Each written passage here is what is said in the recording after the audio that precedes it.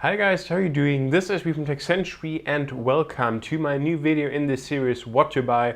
So today I want to talk to you guys about what's the best purchasing decision, the Retina MacBook Pro 13-inch or the MacBook Air 13-inch. So let's get started after the intro.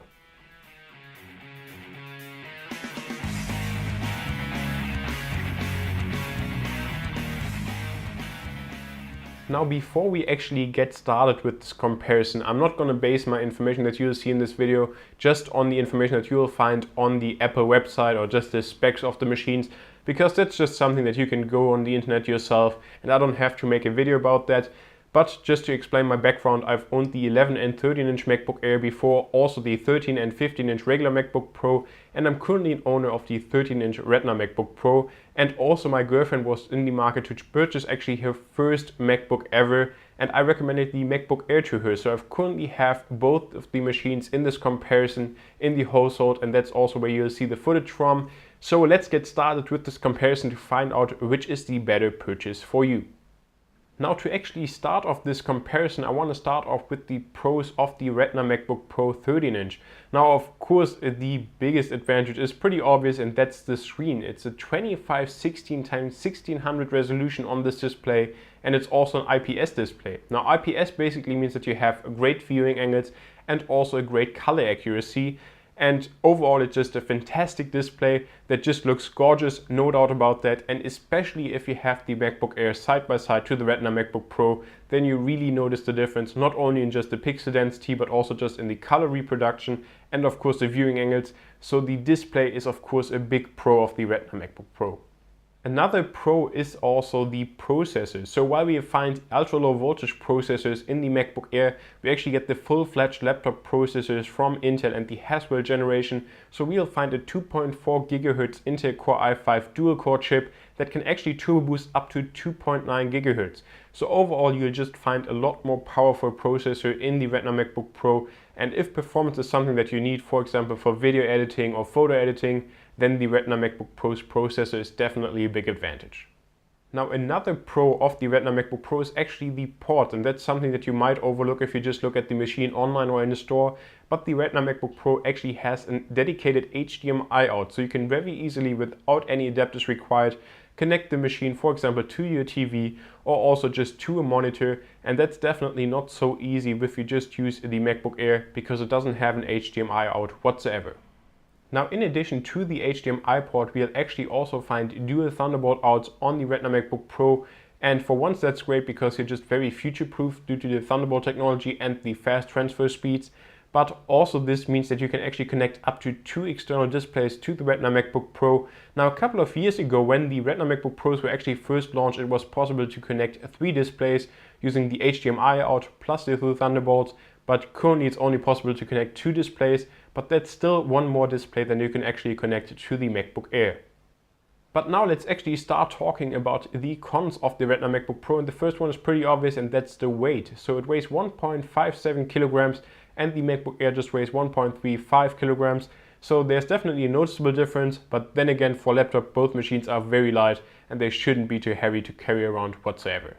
Now the second con is actually not that obvious, and that's the screen. Now you might be wondering, well, you just praised the screen on the Retina MacBook Pro in the pros, how can you have a con now? And that's basically that you'll find a glass layer on top of the Retina display. Now that means that while Apple was able to reduce the glare, it still has more glare than, for example, the MacBook Air. So in the direct comparison, you'll find more glare on the display of the Retina MacBook Pro, and that's definitely a con for me. Now last but not least, there's a very important con for the Retina MacBook Pro, and that's the battery life. So the battery life after the Haswell upgrade actually got up to 9 hours on the Retina MacBook Pro, which is an insane battery life for a laptop, no doubt about that. But especially in comparison to the MacBook Air, which gets 12 hours, there's a noticeable difference. And if you just need the battery life and just the best battery life you can get, then the Retina MacBook Pro is definitely not your first choice, but the MacBook Airs. But now let's actually start talking about the MacBook Air, and of course we start off with the pros. Now the first one is pretty obvious, and that's the portability. With the weight of 1.35 kilograms as well as also the thin profile, there's basically no better machine to just carry around with you, especially for example if you're on a plane a lot or just in places where the space is limited, then the MacBook Air is just the perfect choice. Now the next pro is actually something that we already mentioned in the cons of the Retina MacBook Pro, and that's just the insane battery life of 12 hours on the MacBook Air. Now this is for the 13-inch version, and of course a big thanks goes out to Intel for actually making the Haswell processors so energy efficient, but to just find a battery life of 12 hours on such a small machine is just pretty insane.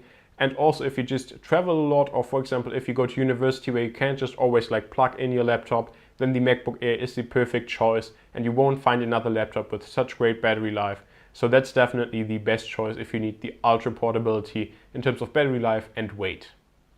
Now the next pro is definitely the price. So the MacBook Air 13-inch starts at $1,099 and the Retina MacBook Pro at $1,299. So there's a difference of $200. So if you're on a budget, then the MacBook Air is definitely the way to go, just because it's cheaper.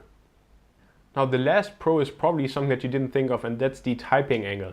Now I've used a lot of MacBooks in the past and I haven't come across any other machine that's as comfortable to type on as the MacBook Air, whether it's on your lap or also on the desk.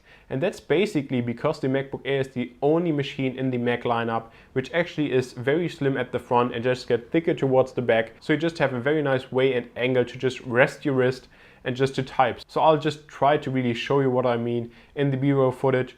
But it's just a very nice experience and just way better than, for example, on the Retina MacBook Pro or also just on the regular MacBook Pro.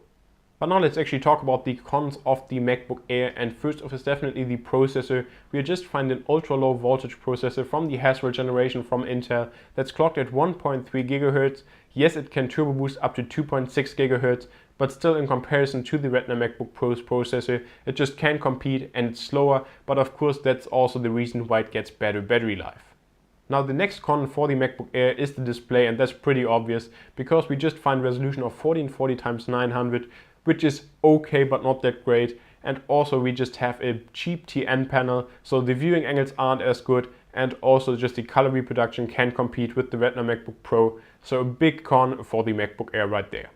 Now the last con for the MacBook Air is actually the fact that you can only connect one external display to the machine. Now for a lot of people, including my girlfriend, that's absolutely fine. They don't need more than one display. But if you just want to use the machine as an all-in-one solution, for example, to just use it in university, then just get back home, connect two displays, then that's not possible with the MacBook Air. And then you'll definitely have to opt for the Retina MacBook Pro. So these are also all my points, and we get to the end of this video. I hope that you found some information in this video to actually make the right decision for you. If you have any specific questions, or if you just have a specific use case, for example, you want the perfect machine for university or for work, then just leave it down in the comment section below, and I'm very glad to just help you guys out. Also, I would definitely recommend to upgrade actually either machine to 8 GB of RAM, because one of the big disadvantages of both machines is that they aren't user upgradable. So once you've actually purchased them in the store or online, you can't upgrade the RAM anymore, and I would definitely recommend to get at least 8 GB of RAM just to be future proof and to just have a machine that can also last a couple of years. And I think that would just be a huge bottleneck if you would just get the version with 4 GB. And that's also the end of the video. So thank you very much for watching the video. I hope that you enjoyed it. Please make sure to like the video if it helped you out, or also subscribe to the channel for more videos of this kind, as well as a lot more tech content. I'm SB from Tech Century. Thank you very much for watching. See you next time.